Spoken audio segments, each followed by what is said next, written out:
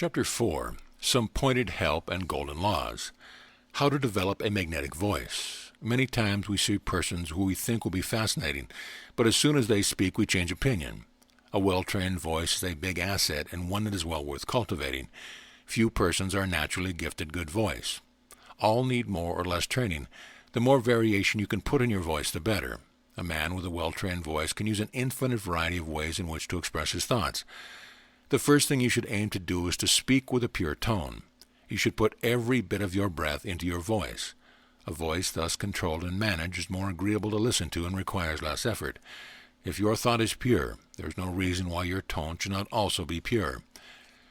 Power of conversation. You cannot be too particular how to express yourself. Nothing betrays the character of a man so quickly as his conversation. The quality of his voice, his use of words, his ability to put his ideas into forceful and effective speech all disclose his breeding and education. The ability to be able to speak interestingly is very necessary if you want to be entertaining.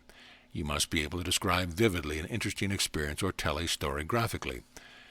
The person who wants to become magnetic must be careful not to use loose or incorrect language. Be ever on your guard. Use the utmost care at all times in your daily conversation. Speak every word clearly and correctly.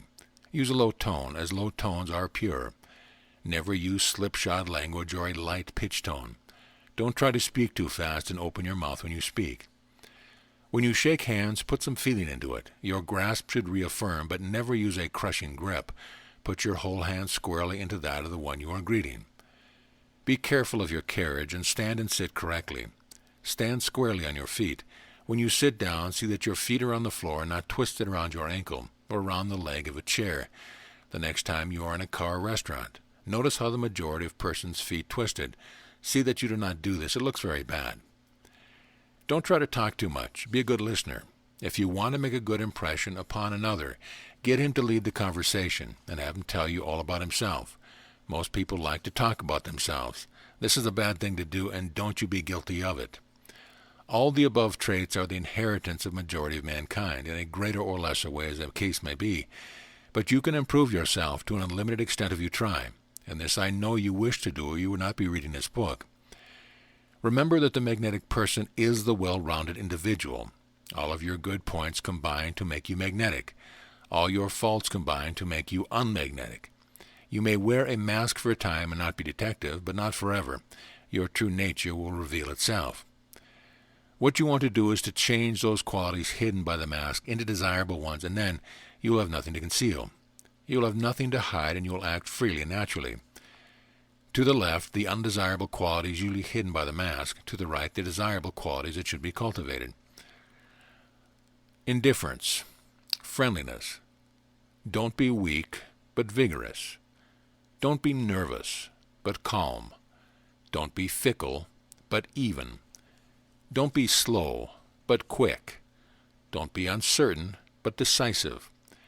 Don't be repelling, but agreeable. Don't be doubtful, but confident. Don't be fearful, but courageous. Don't be unreliable, but faithful. Don't be tricky, but honorable. The undesirable will do you no good and add nothing to your comfort or welfare. The desirable will help you in a great many ways. Take inventory of yourself. How many of the characteristics tabulated above on the left-hand side have you? Have these ever helped you any? Haven't they caused you a lot of trouble and harm? Wouldn't you be better off with those on the right-hand side? Well, certainly you would. Then why not cultivate them? They will pay you well. It is qualities such as these that will make you magnetic. The world needs noble character. Men and women will stand for what is right first, last, and all the time. Men and women money cannot buy. There is a big opportunity awaiting those who can qualify. Make it a point to be agreeable to all who you come in contact, and not just a few persons upon whom you desire to make a favorable impression. Try to win the respect, friendship, and confidence of every person with whom you come in contact. And to do this, you must deserve it. Don't be agreeable merely because you want to impress a person, but because you feel kindly toward them. Do not use slang or profanity. Be careful to make your first impression an agreeable one. Do not appear embarrassed. Don't permit yourself to be annoyed by small things. No matter what your occupation, feel that you are just as good as anyone. No work can degrade a man, but a man can degrade a position. If you feel that you are superior to someone else, never show it. If you will keep your cool, you will be the master of any situation no matter what may come up. Be simple and avoid all false notion. A good reputation is of priceless value. Do nothing to mar it. We should not judge a man by his clothes, but we do nevertheless. You must not only be all right, but you must look all right. No man or woman wants to meet those for whom they especially care when they are looking badly. This is inborn. Take note of some person you know. The next time you see him particularly well groomed, his manner will be quite different from the one he assumes when he has on old clothes. It is not always the person who expends the most money, who is the best dressed. It requires tact in selecting clothes and in taking care of them. The following points should be taken into consideration. Don't try to wear something which does not look well on you, just because it happens to be the latest style. Study what personality suits you. Don't dress so as to attract comment and criticism. Dress in harmony with your surrounding. The winning man is always a master of himself, and when you are master of yourself, you are also master of others because you are a man of power. The real instruments of magnetism are making the best of yourself, strong resolution, decision, preserving your energy, unwavering persistence. In studying these lessons, keep this ever before you. I am studying these lessons for a definite purpose. I am now convinced that I can make myself far more attractive than I am now. I am going to follow out these instructions from cover to cover. I am going to put my whole will power into this work. I am going to accomplish results. I am convinced that there are no shortcuts to the goal of winning personality, and I must work for it. I am going to make myself just as attractive as I can in as short a time as possible. I am going to win the affection and esteem for those I wish. I am going to make my word as good as my bond. I am going to keep my eyes open for every one of my defects. I am going to develop my latent possibilities. I am going to have entire confidence in myself in whatever I undertake. I am going to turn all rebuff to advantage by charging them up to experience and thus profiting by them. I am convinced that there is no need for failure. I am confident of my ultimate success. Qualities of the magnetic will. Be on the lookout for opportunities to develop your best self at all times. Don't take risks when you don't have to. Keep your poise. Cultivate punctuality. Do not be satisfied with halfway goals, but aim for the highest. Once every week, take a half hour and go to some place where you will not be disturbed and take an inventory of yourself. Note the improvements. Make plans to overcome your failure and plan for bigger success. Life is but one unfoldment after another. Our consciousness is ever expanding. Our personal power should be increasing. Everything comes from within. No one can make you magnetic but yourself. Don't be content just to be an ordinary person and do things that everyone can do. Try to do the things that are beyond the power of the ordinary individual. Develop your intuitive powers. You will never become very magnetic unless you favorably impress and influence the people around you. You build yourself up by contact with others. You are quick to notice their good traits, and unconsciously you become inspired by them. You associate with a person of strong will, and it stirs your own willpower. If your associates have strong confidence, your own confidence becomes strengthened. There are very few who do not need a mental stimulant at times. You need to be put in touch with the attractive currents that are always around you, even though unseen. These currents affect your personal magnetism. There is a psychic force, but it is nevertheless a real force that is felt but not seen. It is this psychic force that is responsible for the fact that we will have confidence in one person and distrust another one. You will learn all about this psychic force in Seership, the science of knowing the future. How to impress others. Some people are like clams. They close up in their shell and are hard to impress. Sometimes it is really a waste of time to try and influence them. But this is rarely the case, and you can never tell what you can do until you try. You can ultimately reach the most unreasonable of persons when you find the key and make an effort. It takes interest to arouse a person. Make them feel that it is really worth their while to achieve what you wish them to do. Make them see what they are and what they might become. Many a wife has made a great man out of this husband, then without her he would have been a very ordinary individual indeed. Her enthusiasm and her belief in him, and her mental inspiration have been the invisible forces beyond his advancement. In fact, nearly all our great men have admitted that much of their success in life has been due to their wives. Their help was not physical but mental. The mental image of the husband in the successful position which they desired to have him occupy finally crystallized into fact. Mind moves the world. Very often two men will form a partnership and make a great success, whereas when they work separately they were both failures. The underlying cause of this is due to the fact that they are able to see the weak and the strong points of each other's ability. By cooperation, they were enabled to discount the weak points and apply the strong points to their greatest advantage. That is just what you must do in order to become more magnetic. Be ever ready to discount your weakness and plus your strong points. Before entering into a partnership, whether it is taking a wife or a business associate, you should study each other carefully. Find out as much as possible about their past. Find out their personal traits and characteristics. See if they will harmonize with your own. Learn their business capabilities and so forth. He who proves indispensable to you as a partner might be wholly useless or even injurious to another. General Grant and General Sherman required very different chiefs of staff. One secret of Napoleon's success may be found in the fact that he was free to make his own appointments. He was thus enabled to select the men whose qualities supplemented his own and helped him to overcome his own shortcomings. Everyone is lacking in something. The genius who can manage everything himself is yet to appear. You must recognize the quality in others and attach them to your own power if you expect to do great things. The thing that makes for strength in an organization or a partnership is just what makes a complicated machine so effective, namely each distinct and different part of the mechanism fitting into its rightful place and its duty without jarring upon the other. Two persons of strong magnetic power may form an almost invincible partnership by taking as their guide, "I am trying to adjust myself to you for what you are at your best." The law of demand. You wish to become magnetic.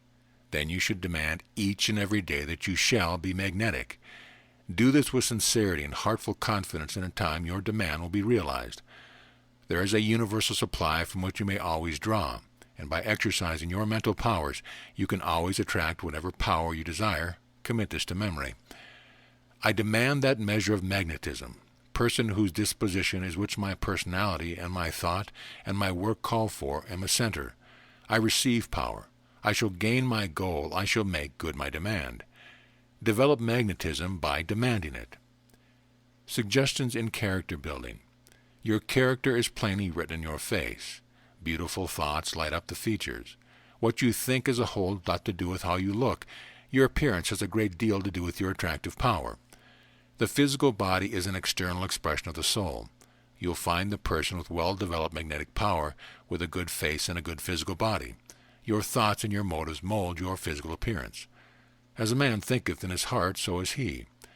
The man who lives a pure life will radiate the vibrations of purity, and his thoughts will reach those with whom he comes in contact. You can tell a person of pure motives and high ideals by looking at his or her face, better than you can by listening to their words. Your disposition is written plainly on your countenance. A person whose disposition is crabby will have the telltale lines of the face, and the mouth will drop down at the corners. It is not always the handsome person who is the most attractive. A person may have a plain feature, but by thinking beautiful thoughts he may become very good-looking. Few people understand their possibilities. If you place a limitation upon yourself, you will not go beyond that limit. You make yourself what you are. You will never amount to anything if you wait for someone to tell you what to do. You have been endowed with certain powers, but you have to use them if you wish to accomplish your desires. The harder we work, the more successful we will be. How to control others. If you wish to control another, learn his nature and habits, and you will then know his weaknesses and disadvantages. Thus you know how to persuade him. The important in controlling another is willpower. Rule 1. Belief is the essential thing. In order to throw our whole heart and soul into a project, we must believe in it. Rule 2. Confidence is absolutely necessary to success in controlling others. Rule 3. Do not try to control others unless your motives are of the right sort. Remember our warning at the beginning of this book. Rule 4.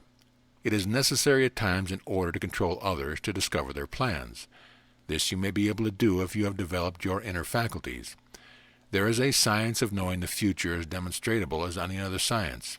In our work, Seership, the Science of Knowing the Future, we show you how to develop your intuitional nature, that you are able to detect the feeling of others, to penetrate their secret motives, and to discover what they try to conceal. Anyone may successfully cultivate this ability if you will study this book. Rule 5. The golden rule must be followed in controlling others.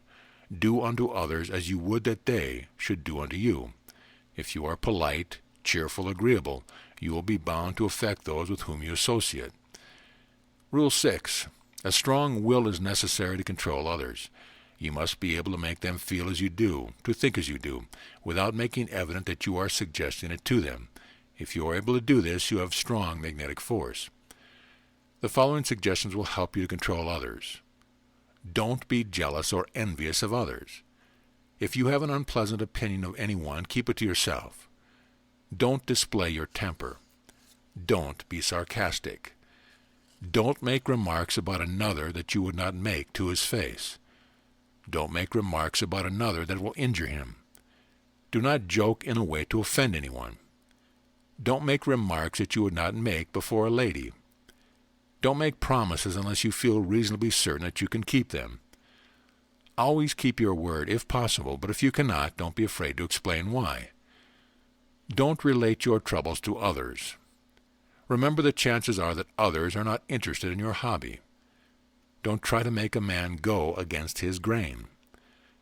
Let an irritated person return to his normal condition before contradicting him, even if he is in the wrong. Don't argue unless you can do it so in a peaceful way. Every person is entitled to his own views. Don't sneer at anything. Don't form a hasty opinion. Look for a person's good points, not their bad ones.